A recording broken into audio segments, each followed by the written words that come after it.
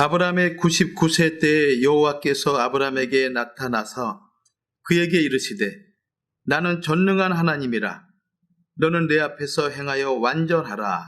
아멘. 오늘 창세기 17장 1절 말씀을 통해서 하나님께서 아브라함에게 명령하신 10가지 명령 중에 네 번째 명령, 내 앞에서 완전하라 라는 말씀으로 같이 은혜를 나누고자 합니다. 하나님의 거룩한 뜻은 하나님의 명령에 인간들이 순종함으로 성취되는 것입니다. 아브라함을 통하여 하나님께서는 하나님의 나라를 성취하기 위해서 그를 갈대아 우르에서 불러냈죠.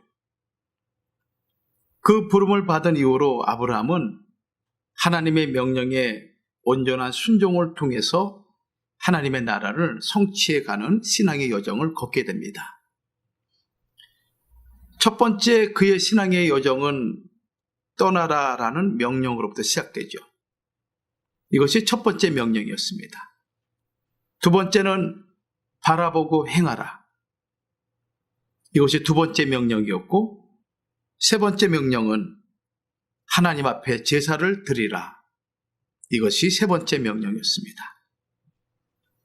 오늘은 네 번째 명령으로서 내 앞에서 완전하라.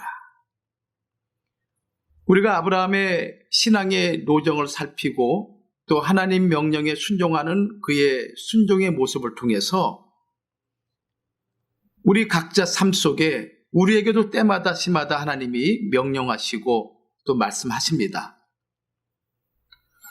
그리고 궁극적으로 하나님께서는 우리를 통해서 하나님의 약속, 하나님의 나라를 성취하기를 하나님은 원하시고 있습니다. 그러므로 그 명령의 온전한 순종을 통해서 하나님의 약속을 성취할 수가 있는 것이죠. 우리가 아브라함의 여정을 살펴보는 것은 그 아브라함의 여정을 통해서 우리가 교훈을 얻고 또 우리가 경계 삼아서 우리 삶의 기준으로 삼아야 될 것이고 적용시켜서 장차 주님 재림할 때 그때 영광의 주와 함께 영원한 나라에 들어가는 그런 복된 성도가 되기 위해서 우리가 살펴보는 것입니다. 우리의 온전한 순종의 결과는 하나님이 허락하신 모든 그런 약속의 성취로 이루어지는 것입니다. 정말 우리가 믿고 의지하는 그분이 전능하신 하나님이시고 또 영존하신 우리 하나님이시라면은 우리는 그분이 말씀하신 거에 대해서 전적인 순종을 우리가 보여야 되는 것이죠. 필요에 따라서 일부분은 순종하고 또 내가 원치 않는 부분들에 대해서 내가 거절하는 그런 삶의 모습이 아니라 하나님이 우리 아버지이시고 내 삶의 절대적인 주권자가 되신다고 내가 믿는다면은 그분의 말씀을 우리는 의심 없이 믿고 따라야 되는 것이죠. 그럴 때 순종을 통해서 신앙의 열매가 드러나게 되는 것입니다. 오늘 첫 번째로 이 네 번째 명령을 하신 배경을 살펴보도록 하겠습니다. 여호와 하나님께서는 아브라함에게 나타난 시점은 본토 친척 아비 집을 떠난 이후 24년이 지나고 난 이후에 하란에서 떠난 지 24년이 지났습니다. 그리고 하나님이 아브라함과 헷불 언약을 맺은 지 15년 만인 아브라함 개인적인 나이가 99세 때 하나님이 나타나셨어요. 그리고 그때 네 번째 명령을 하나님께서 하신 것입니다. 그 명령이 무엇인가 하면은 나는 전능한 하나님이라 너는 내 앞에서 행하여 완전하라 이렇게 명령을 하신 것이죠. 그렇다면 하나님께서 아브라함에게 너는 내 앞에서 행하여 완전하라고 명령하신 이유가 무엇일까? 그것은 아브라함이 하나님의 약속을 온전히 믿고 기다려야 함에도 불구하고 중간에 하갈을 취하여 이스마엘을 낳는 죄를 저질렀기 때문에 하나님께서 이 명령을 하신 것입니다. 창세기 15장에서 하나님께서 아브라함에게 분명히 말씀하셨습니다. 내 몸에서 날짜가 내 후사가 되리라. 창세기 15장 4절 말씀이죠. 그리고 이어서 내 자손이 하늘의 별과 같이 많으리라고 창세기 15장 5절은 분명히 말씀을 하셨습니다. 이 약속을 받은 지 10년이 지났습니다. 어느덧 아브라함의 나이가 85세가 되고 그의 아내 사라의 나이는 75세가 되었죠. 그럼에도 불구하고 하나님이 약속하신 자손은 기다렸지만은 소식이 없습니다. 그러자 사레가 아브라함에게 이렇게 말합니다. 창세기 16장 2절 말씀 보면은 여호와께서 나의 생산을 허락하지 아니하셨으니, 표준 세번역 성경에는 이 말씀을 이렇게 기록하고 있습니다. 사레가 아브라함에게 말하였다. 주님께서 나에게 아이를 가지지 못하게 하시니 당신은 나의 여종과 동침하십시오. 하갈의 몸을 빌려서 집안의 대를 이어갈 수 있기를 바랍니다. 아브라함은 사레의 말을 따랐다. 어느 시대든지 간에 출산하지 못함은 여인에게 있어서 수치고 저주로 여기는 그런 시대, 그것이 복음을 막론하고 모든 시대마다 부끄러움이죠. 결혼했으면 자녀가 있어야 되고 열매가 있어야 되는 것이 바로 자연의 원리고 하나님의 섭리인 것입니다. 하나님의 아브람과 사라에게 하늘의 별, 땅의 티끌, 바닷가의 모래와 같은 자손을 주시겠다고 약속하셨지만은 아직까지 자식이 없는 걸 볼 때 아브람과 사라는 인간적으로 생각을 하는 거예요. 하나님의 약속이 소망이 없는 것 같이 느껴진 거예요. 이러한 상황에서 사라는 당시의 풍습을 쫓아 자신의 여종을 남편의 첩으로 들여보내게 된 것입니다. 어떻게 보면 인간적으로는 측은하기도 하죠. 그러나 하나님의 방법은 다른 것입니다. 이해가 되고 인간적인 면에서 합법적이라 할지라도, 그 당시 풍습이 그러할지라도, 우리가 이해할 수 없는 상황이라 할지라도 하나님의 방법이 아니면은 우리 믿음의 성도는 당연히 거절을 해야 되는 것이죠. 아닌 것은 아닌 것이라고 분명히 말씀을 할 줄 알아야 된다는 것입니다. 하나님의 생각은 우리의 생각과 근본적으로 다르다는 것을 우리가 믿어야 되는 거예요. 왜냐하면은 우리 자신보다, 우리 환경보다, 우리의 여건보다 우리를 더 잘 아시는 분이 누군가 하면은 우리를 지으신 하나님이시라는 거예요. 우리 각자가 아파하고 근심하고 걱정하고 눈물 짓고 한숨 짓는 그 근본적인 이유가 무엇인지를 하나님은 우리 자신보다 더 잘 알고 계시다는 것입니다. 그리고 가장 좋은 것을, 가장 선한 것을, 가장 최고의 것을 주시기 위해서 때를 기다리시고 우리의 모든 것을 살펴주시는 하나님이심을 우리는 믿어야 되는 거예요. 이것이 믿음 아니겠습니까?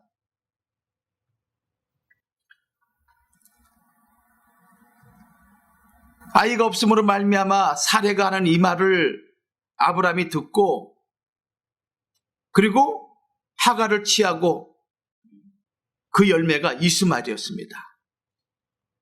이 인간적인 결정이 오늘날 중동 전쟁의 불씨가 될 줄 누가 알았겠습니까? 지금까지도 이스라엘과 아람 여러 나라들은 끊임없이 분쟁하고 있죠.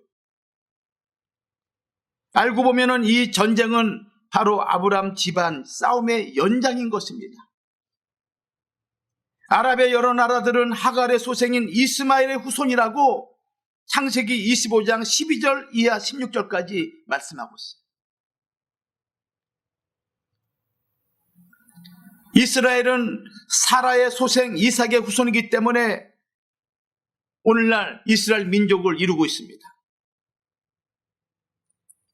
만약 아브라함이 하갈을 취하여 이스마엘을 낳는 실수를 범하지 않았다면 오늘날 중동 전쟁, 중동의 분쟁의 비극은 일어나지 않았을 것이라는 것입니다. 한 번 믿지 못함이 이런 엄청난 결과를 갖고 오는 것입니다. 그러므로 중동에 일어난 수많은 분쟁과 전쟁과 싸움의 원인 제공자가 누구겠습니까? 믿지 못한 아브라함의 실수 때문에 인간적인 방법으로 하갈을 통해서 낳은 자식, 그 원인을 제공한 아브라함 때문에 이 일이 일어나고 있는 것입니다. 성도 여러분, 아담의 한 번의 불순종이 그의 후손, 아니 모든 인류가 죄를 짓고 죽음에 이르는 그런 심판을 받을 줄 알았다면 아담이 그런 실수를 하겠습니까? 그러므로 우리는 모든 매사마다 하나님의 뜻이 무엇인지 하나님의 뜻을 분별할 줄 알아야 되고, 그리고 믿음으로 행하는 것이 너무너무 중요하다는 것을 오늘 본문은 우리에게 가르쳐주고 있어요. 로마서 5장 12절 말씀 보면은 이러므로 한 사람으로 말미암아 죄가 세상에 들어오고 죄로 말미암아 사망이 왔나니 이와 같이 모든 사람이 죄를 지었으므로 사망이 모든 사람에게 이르렀느니라. 하나님께서 나타나지 않으신 오랜 시간 동안 아브라함의 마음은 너무나 힘들고 괴로웠을 것입니다. 그런데 이제 99세가 되자 드디어 하나님께서 아브라함에게 나타났습니다. 그리고 말씀하시기를 나는 전능한 하나님이라. 너는 내 앞에서 행하여 완전하라. 이렇게 명령하신 것이죠. 자, 이 말씀은 아브라함에게 회개를 촉구하는 말씀인 거예요. 회개를 촉구하는 말씀인 거예요. 택하신 자기 백성을 잊지 않는 신실하신 하나님이심을 드러내는 것이죠. 비록 우리가 약해서 실수하고 넘어질지라도 하나님 우리를 잊지 않고 때가 되시면은 찾아오시는, 그래서 하나님의 구속의 경륜을 성취하신 하나님이심을 보여주시는 것입니다. 성도 여러분, 우리 이 땅 살아가면서 실수하고 넘어지고 하나님에게 불신을 보이고 불순종하는 삶을 살아가는 경우가 많이 있습니다. 그럴지라도 하나님은 여러분을 끝까지 보호하시고 지키시고 여러분을 신실하게 보호해 주시고 여러분들을 끝까지 인도해 주신다는 그 하나님의 있음을 믿으시기를 주의 이름으로 축원합니다. 그래서 하나님이 나는 전능한 하나님이라. 너는 내 앞에서 행하여 온전하라, 완전하라 이렇게 말씀하신 거예요. 다시 하나님과 영적인 관계를 회복하라고 명령하신 것이죠. 두 번째로 명령의 구체적인 내용이 무엇인가? 두 단어로 말씀하고 있죠. 내 앞에서 행하여 라는 단어와 완전하라, 두 단어를 말씀하고 있는 거예요. 내 앞에서 행하라, 그리고 완전하라. 첫 번째로 완전하라 라는 의미가 무엇일까요? 창세기 17장 1절에서 완전이라는 단어는 히브리어 타밈이라는 단어였습니다. 타밈. 완전한 정상적인 뜻을 가지고 있어요. 그러나 여기서 완전하라는 이 말씀은 우리의 행위의 완전 무결함을, 율법적으로 완벽함을 의미하고 있는 단어가 아닌 것입니다. 어떻게 인간이 완전할 수 있겠습니까? 어떻게 인간이 모든 부분에 있어서 행위적으로, 율법적으로 완전해질 수가 있겠습니까? 인간은 불완전한 존재인 것이죠. 결코 하나님과 같이 완전해질 수가 없는 것이 인간인 것입니다. 그렇다면 완전이라는 의미는 어떤 의미인가? 첫 번째로 한 가지 일에 변함없이 전력을 다하는 것을 완전이라 하나님 말씀하고 있는 거예요. 한 가지 일에 변함없이 전력을 다하는 것, 마음을 다하는 것. 다시 말씀드린다면 하나님만 바라보고 집중하여 나가는 것을 가리켜서 하나님은 완전이라 이렇게 우리에게 말씀하고 있다는 거예요. 하나님만 바라보고 집중하여 나가는 것. 자기의 결함, 부족을 느끼면서 온전을 향해 끝없이 달리는 진실한 노력을 말할 때 완전하다, 이렇게 하나님이 말씀하시는 거예요. 더 나아가서 그 방법조차 인간의 어떤 행위를 통하여 도달하려고 하지 말고 오직 믿음으로 힘쓰라는 것입니다. 믿음으로 하나님 말씀대로 살려고 애쓰고, 믿음으로 은혜 받으려고 애쓰고, 믿음으로 내게 주신 사명 감당하기 위해서 정성을 다하는 그런 오직 주님만을 바라보고 나가는 그 마음을 가리켜서 하나님은 완전하다, 이렇게 우리를 향해서 말씀하신다는 거예요. 우리는 하나님의 약속을 받고서도 기다리지 못하고 중간에 이 방법 저 방법 동원하면서 인간적인 생각으로 요동할 때가 얼마나 많이 있습니까? 입으로는 믿는다, 또 말씀을 들을 때는 아멘 아멘 하지만은 교회를 떠나고 난 이후에 우리의 생각은 그 고백과 전혀 다른 인간적인 방법으로 이국리 저국리 하는 것이 연약한 우리 모습 아니겠습니까? 그러지 말라는 것입니다. 그래서 시편 기자는 요동치 말고 잠잠히 기다리라, 이렇게 말씀하면서 완전히로 나아가는 지혜를 시편 62편 1절에서 6절은 노래하고 있는 거예요. 한 번 마음 먹었으면 요동하지 말라는 거예요. 한 번 믿기로 결정했으면은, 한 번 마음에 작심했으면은, 내가 한 번 하나님께 헌신하기로 했으면은 요동하지 말고 잠잠히 하나님을 바라보면서 기다리라는 주의 명령을 여러분 잊지 마십시오.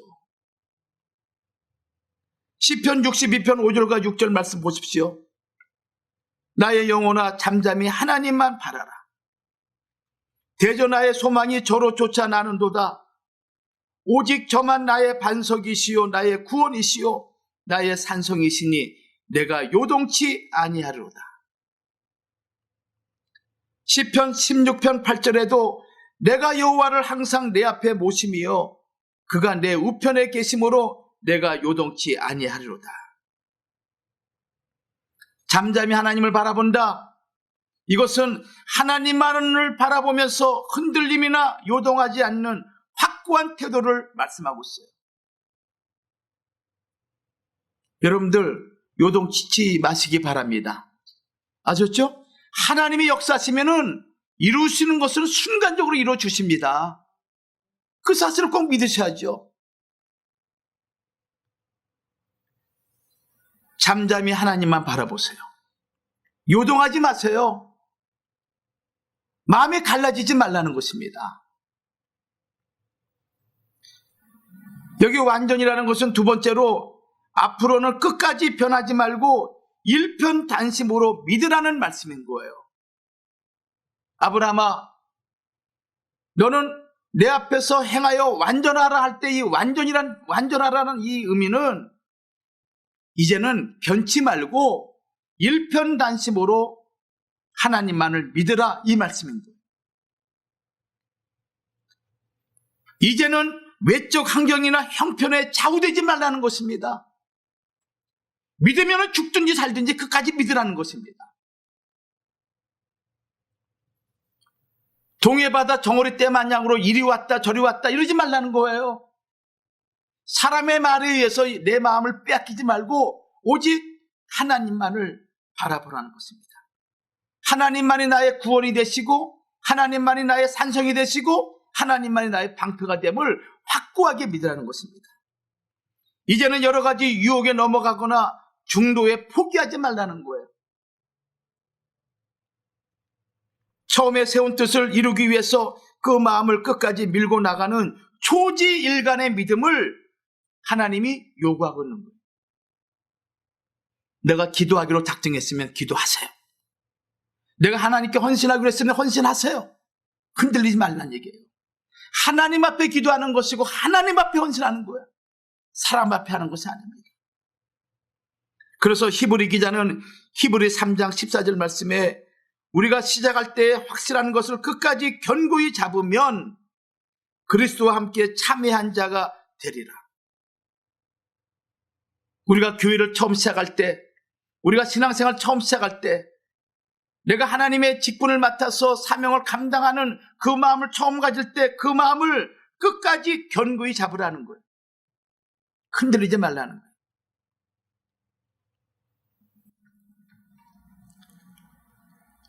완전이란 세 번째로 전능하신 하나님을 끝까지 믿고 나아가면 약속하신 언약의 결말을 볼 수 있다는 말씀인 것입니다. 전능하신 하나님 끝까지 믿고 나아가면 약속하신 언약의 결말을 반드시 볼 수 있다. 할렐루야. 여러분 이 말씀 믿으시기 바랍니다. 하나님은 죽은 하나님이 아니에요. 이 순간 성령 하나님이 우리 가운데 운행하고 있습니다.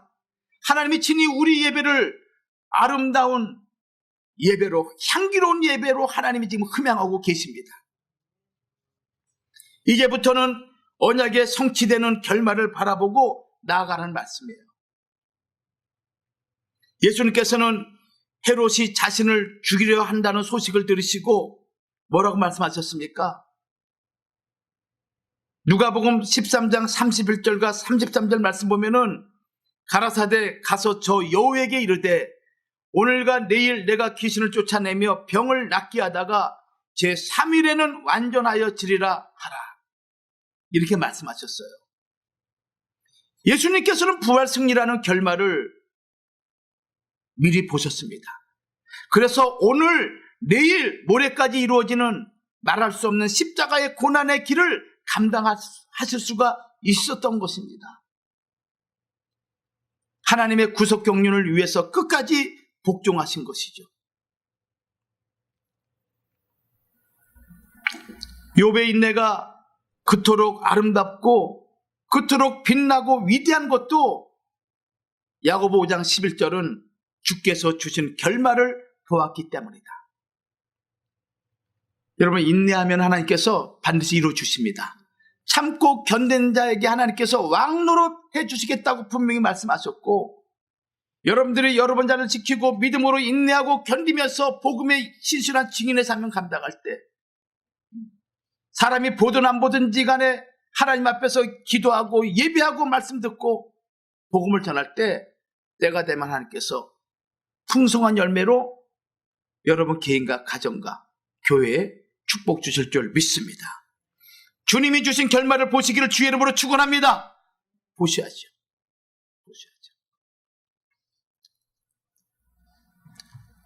그렇다면 아브라함에게 무엇이 부족해서 하나님께서 완전하라고 이렇게 말씀하셨을까? 무엇이 부족해서? 믿음이 부족했기 때문에 그렇습니다. 믿음이 부족한 거예요. 만약에 하나님 말씀을 온전히 믿고 온전히 기다렸다면 하갈을 취할 이유가 없는 것이죠. 그래요, 안 그래요? 내가 믿지 못하니까 인간적인 방법을 취하는 거예요. 오늘 현대인도 마찬가지예요. 물질이 풍요하고 사회의 모든 과학과 문명이 모든 것을 다 이루어줄 것 같이 생각하니까 하나님을 신뢰하지 않는 거예요. 인간적인 방법을 찾는 거예요. 그것이 결국은 죄악의 씨가 돼서 나중에는 엄청난 결과를, 불행의 결과를 갖고 오는 거 아니겠습니까?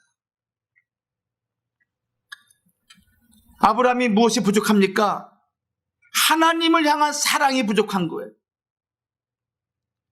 하나님을 향한 뜨거운 사랑이 식지 않고 온전했다면 그는 끝까지 하나님을 약속을 기다렸을 거예요.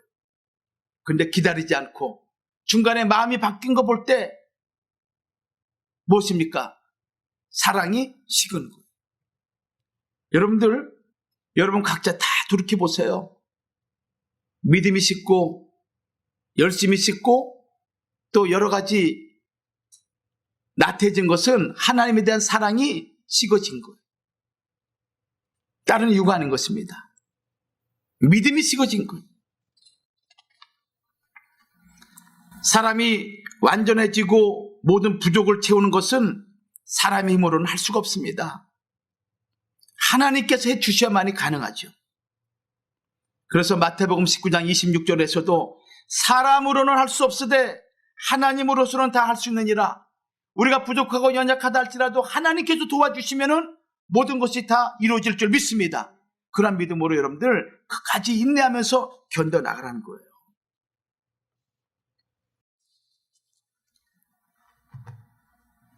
첫 번째는 완전하라 이렇게 말씀하셨죠. 두 번째는 내 앞에서 행하여, 내 앞에서 행하여라고 말씀하시고 있습니다. 창세기 17장 1절 말씀에 나는 전능한 하나님이라 너는 내 앞에서 행하여 완전하라 이렇게 명령하고 있습니다. 여기서 하나님이 요구하시는 완전은 하나님 앞에서 행하는 것이죠. 그런데 하나님께서 자기 자신을 어떻게 표현하고 있습니까?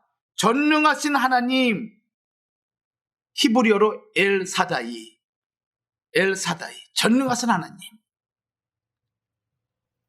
이 명칭은 하나님께서 자연의 법칙을 초월해서 자신의 약속을 성취시키는 무한한 능력을 소유하고 계시는 하나님이심을 강조하는 명칭이 엘사다이. 하나님에게는 능치 못함이 없다는 거예요. 하나님은 이루지 못할 일이 없다는 거예요. 그것을 강조하는 명칭이 뭐냐면 엘사다이. 그래서 하나님께서는 고통과 절망 중에 있는 하나님의 종들에게 이 이름으로 찾아가셨습니다. 창세기 35장 11절에 이 이름 엘사다의 이름으로 야곱 찾아오셔서 위로했습니다. 베델의 야곱을 위로했어요. 출애굽기 6장 3절 말씀 보면은 미디안의 모세에게 확신을 엘사다이 되신 하나님께서 주셨습니다. 욥기 40장 2절에는 극심한 고통 중에 있는 욥을 찾아가셨는데 엘사다의 하나님으로 찾아가신 거예요. 지금 아브라함이 늙었지만은 아브라함으로 하여금 열국의 아비가 되게 할 수 있는 능력, 그 능력의 이름이 뭐냐? 엘사다의 하나님. 여러분 매일매일의 삶 속에 엘사다이 되신 하나님이 찾아가시기를 주의 이름으로 축원합니다. 그 하나님 만나시기 바랍니다. 아셨죠? 엘사다이 되신 하나님, 무한한 능력을 가지신 하나님, 그 하나님이 우리 아버지이십니다. 그 아버지를 버리고 도대체 어디 가서 무엇을 해결하기 위해서 여러분들 머리 쓰고 고민하고 근심합니까? 무릎 꿇고 기도하면 그 순간 하나님이 내 귀에, 내 마음에 은혜로 입혀주시고 내 귀에 말씀으로 들려주시는데,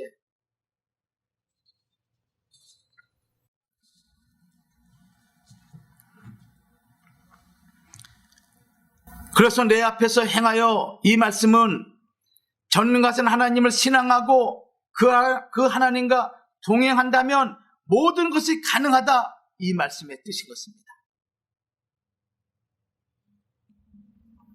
내 앞에서 행하여 내 얼굴 앞에서 스스로 걸어가라. 여러분들, 하나님 얼굴 앞에서 여러분들이 걸어가라는 것입니다. 지금 누가 보고 있는데 여러분들 죄를 지을 수 있겠습니까? 누가 보고 있는데 열심히 일 안 할 수가 있어요? 제가 원로 목사님과 함께 일을 할 때 뒤에 서 계시면요, 열심히 안 할래 열심히 안 할 수가 없는 거예요. 그냥 죽자 사자 일을 합니다. 뻔히 보고 계시는데, 어른이 보고 계시는데 속으로는 이러죠. 아, 빨리 가셔야 되는데, 빨리 좀 딴 데 가셔야 될 텐데, 그래야 쓸 수 있잖아요. 계속 있으면 마음에서 얼마나 원망이 생기는지, 왜 딴 데 가시지 않고 계속 그 자리에 계시냐 말이에요. 또 가만히 계시면 모르는데 와가지고도 막 지적을 해야 됩니다. 이건 이렇게 해야 돼, 이놈의 자식아. 우리가 그런 삶을 살아야 돼요. 하나님 앞에서. 지금 내가 하고 있는 거 하나님이 지금 보고 계시는 거야. 내가 지금 마음 먹고 있는 거 지금 하나님이 보고 계시는 거예요. 그런 마음으로, 그런 신앙으로 살아가는 것이 하나님과 동행이란 그런 의미인 거예요. 하나님이 보고 있는데 죄를 지을 수 있겠습니까? 아이들도 부모가 보고 있는데 엉뚱하지 못하죠.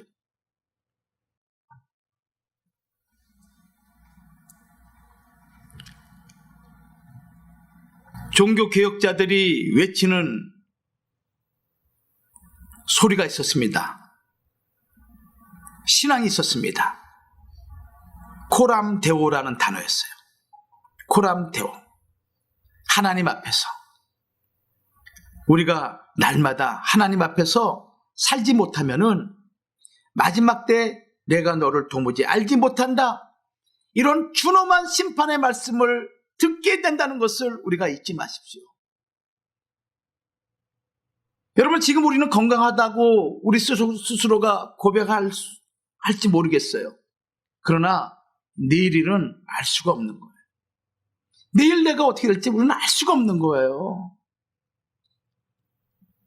그렇게 장정 건강하고 튼튼한 사람이 순간 사고와 사건으로 운명을 하는 사람 얼마나 많습니까? 내일 일은 장담할 수가 없는 거예요. 그러므로 날마다 순간순간마다 우리는 어떻게 됩니까? 하나님 앞에서 내가 살아가야 돼요. 마태복음 7장 23절이죠. 내가 너를 도무지 알지 못한다. 믿는 성도들은 하나님의 보이지 않는 눈이 사람들의 보이는 눈보다 더 강하다는 것을 잘 알아야 됩니다. 그래서 옛날 말에 빈 방에 들어갈지라도 사람이 있는 방에 들어가듯 하라, 이런 말씀이 있어요.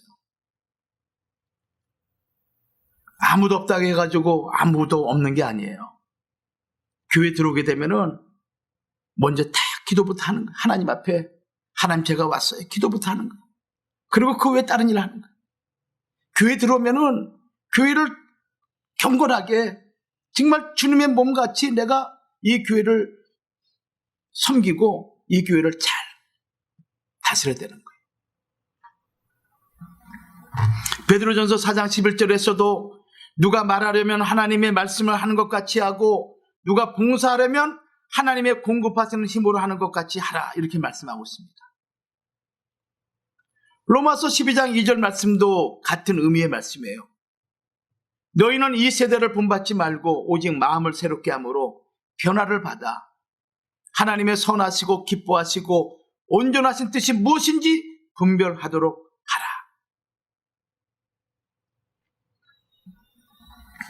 하나님의 눈은 우리는 피할 수 없습니다.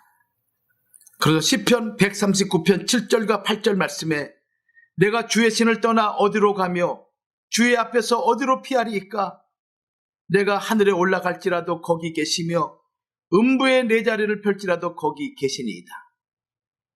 하나님은 무소부재의 하나님이세요. 우리가 피한다고 해서 피할 수 있는 분이 아닌 것입니다.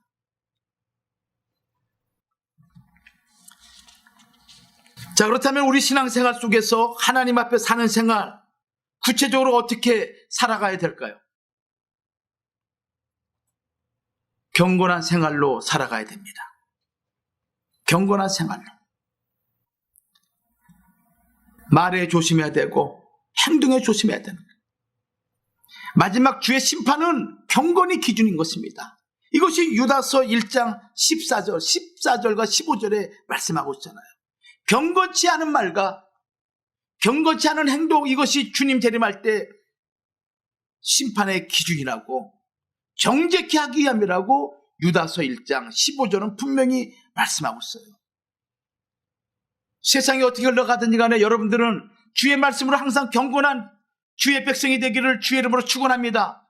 경건한 백성이 돼야 돼요. 말에 실수가 없어야 되는 거예요. 행동에 항상 조심을 해야 되는 거예요. 하나님의 눈앞에서. 또 정직한 생활을 해야 되는 것이죠.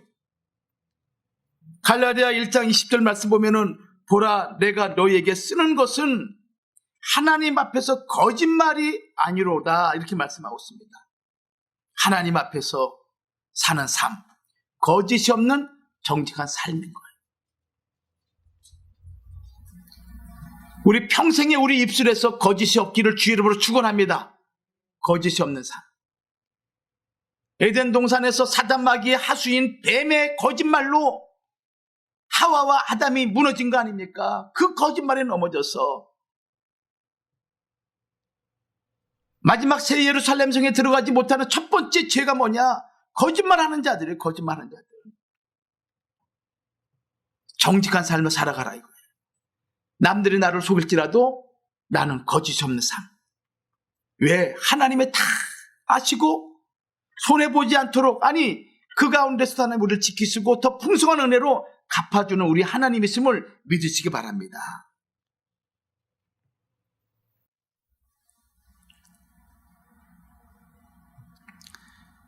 세 번째 대지입니다. 어떻게 적용을 할 것인가? 그럼 우리는 어떻게 살아갈 것인가? 자, 완전하라라는 이 말씀은, 이 명령은 다르게 표현하면은 거룩하라 이 말씀이에요. 거룩하라. 하나님께서는 하갈을 취하여 이스마엘을 낳은 아브라함에게 이제는 거룩한 삶을 살아가라 이렇게 요구하시는 거예요. 이것이 뭐냐? 완전하라 라는 뜻인 거예요. 거룩은 하나님의 뜻입니다. 거룩은 하나님 백성을 선택하신 목적인 것입니다. 여러분을 택하신 목적이 뭐냐? 거룩한 백성 만들기 위함인 것입니다. 여러분들이 왕같은 제사장이라 할 경우에 당연히 여러분 모습은 거룩한 모습을 갖고 있어야 되는 거예요. 거룩하지 않고 어떻게 하나님 앞에 나갈 수 있으며, 내가 거룩하지 않고 어떻게 하나님의 복음을 백성들에게 전할 수 있겠습니까? 내가 거룩하지 않는데 어떻게 하나님과 백성들 간의 중보자 역할을 할 수 있겠습니까? 내가 거짓되고 성실치 않고 인간적인 방법으로 살아가는 그 사람이 주의 말씀을 증거할 때 세상 사람들이 뭐라 그랬습니까? 너나 잘하라 이런 말 하지 않겠습니까? 좋을 때는 예수님 찬양하고 좋을 때는 하나님을 얘기했다가 자기 마음에 삐뚤어지거나 심기가 안 좋거나 아니면은 불평과 불만이 생기게 되면 하나님이라는 거룩한 이름은 성호는 사라지고 인간의 그 본심이 드러낸다면은 어떻게 하나님의 백성이라고 얘기할 수가 있겠어요? 데살로니가전서 4장 3절에서 하나님의 뜻은 이것이니 너희의 거룩함이라. 하나님의 뜻은 이것이니 너희의 거룩함이라. 우리는 마지막 때 주님의 재림을 기다리는 소망 가운데 살아가는 자들입니다.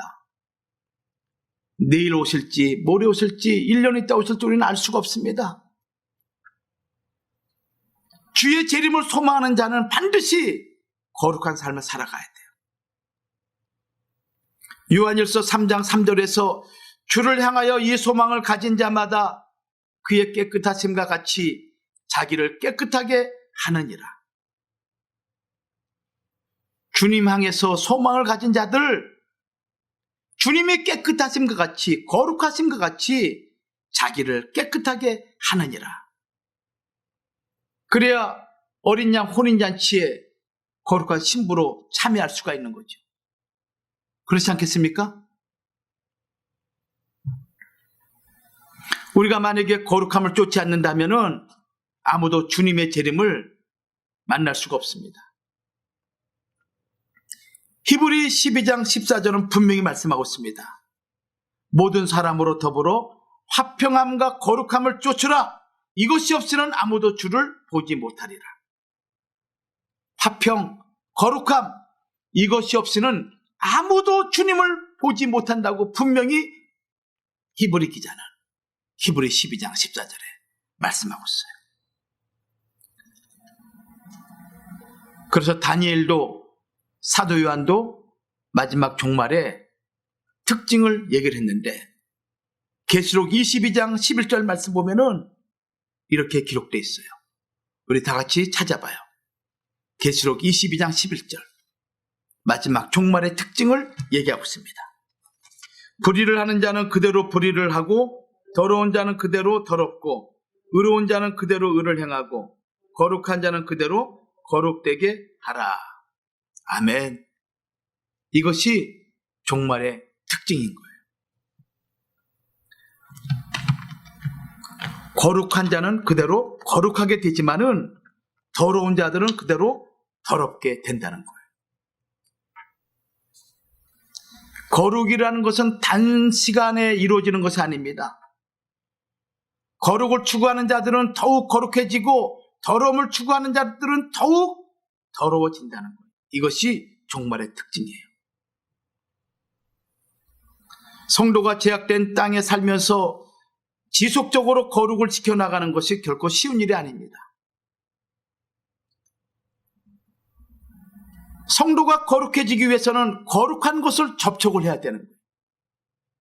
거룩한 것을 보고, 거룩한 것을 만지고, 거룩한 말을 듣고, 거룩한 장소에 있어야만이 거룩해지는 거예요. 세상에 있어 보세요. 거룩해지는지. 세상에 있는 것들 만져보세요. 거룩해지는지. 아닌 거예요. 하나님 말씀을 듣고. 그리고 하나님의 거룩한 것을, 하나님의 거룩한 그 은혜를, 하나님의 거룩한 옷깃을 만지고자 하는 그런 마음. 거룩한 말을 듣고 거룩한 장소. 그래서 주일날 예배 빠지지 말라, 이 말씀하는 거예요. 말씀 듣는 장소에 빠지지 말라는 거예요. 교회는 공동체예요. 모래알같이 흩어지는 존재가 아닌 거예요. 모이게 힘써야 되는 거예요. 정말 여러분들이 교회를 사랑한다면은 교회를 위해서 여러분들 확인하고 교회에 혹시라도 문제가 없는지 점검도 하고 이런 마음의 자세를 가져야 돼요.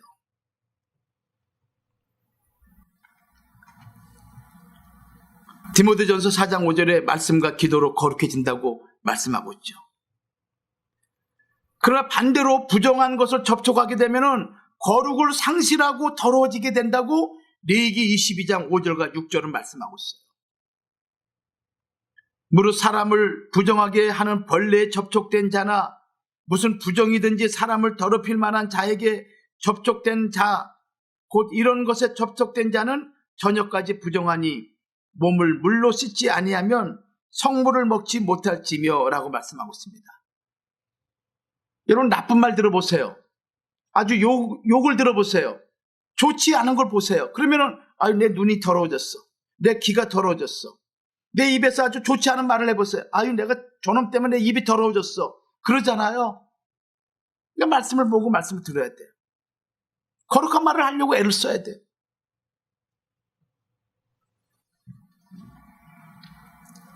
결론 맺습니다. 재림하시는 주님은 어떻게 오시느냐? 히브리 9장 28절 말씀 보면은 재림하시는 주님은 죄와 상관없이 주님을 바라보는 자들에게 오신다고 말씀하고 있어요. 재림하신 주님은 죄인들을 위해서 오셨지만은, 구속주로 오셨지만은, 그러나 재림하시는 주님은 죄와 상관없이 거룩한 자들을, 죄와 상관없이 주님을 바라보는 자들을 위해서 오신다고 히브리 9장 28절은 분명히 말씀하고 있습니다. 아까 히브리 12장 14절에도 말씀하고 있지 않습니까? 합평함과 거룩함을 쫓으라, 이것이 없이는 아무도 주를 뵙지 못한다고 말씀하고 있지 않습니까? 동일한 의미인 것입니다. 그러므로 재림하시는 주님을 우리가 만나려면 우리가 예수 그리스도의 십자가의 피로 우리의 모든 죄악의 삶을 청산하고 하나님 앞에서 완전해져야 되는 거예요. 그래서 성도가 거룩을 위해서 날마다 접촉을 해야 할 것이 있다면 그것은 말씀과 기도뿐이다. 이걸 통해서 여러분들이 거룩해지고, 그래서 영광스러운 주님을 맞이하는 그날 그 주인공들이 되시고 예비하신 거룩한 신부들이 되기를 주의 이름으로 축원합니다. 기도하겠습니다. 살아 역사하신 아버지 하나님, 은혜를 감사합니다. 오늘도 하나님께서 아브라함에게 찾아오셔서 하신 명령, 네 번째 명령을 우리가 살펴봤습니다. 너는 내 앞에서 행하여 완전하라고 말씀하신 그 말씀처럼 하나님, 우리가 하나님 앞에 완전한 주의 백성이 되도록 우리를 도와주시옵소서. 우리는 불완전하고 우리는 요동하며 우리는 늘 흔들리기 쉬운 연약한 존재들입니다. 그러나 하나님 말씀은 결코 흔들림이 없으며 영원히 변치 않는 굳건한 반석 되시는 우리 하나님 아버지의 말씀이 오니 그 말씀으로 나를 굳건하게 지켜주시고 요동치 않도록 도와주시옵시며 오직 하나님 앞에서 행하는 거룩한 백성이 되어서 하나님 보시기에 완전한 주의 백성으로 살아가도록 우리의 남은 때를 축복하여 주시옵소서. 우리 개인을 붙잡아 주시고 가정을 붙잡아 주시고 우리의 일가 친척 자녀들을 붙잡아 주시사 믿지 않는 자들이 있다면 예수 그리스도를 통해서 구원을 받게 하옵시고 그리고 하나님의 거룩한 천국 백성으로 주와 동행하는 삶을 살아가도록 축복하여 주시옵소서. 햇불로냐 교회와 선교회를 부흥시켜 주시기 원합니다. 날마다 하나님 30배 60배 부흥의 결과를 하나님께서 허락하여 주시옵소서. 예수 이름 받들어 감사하며 기도 올리옵나이다. 아멘.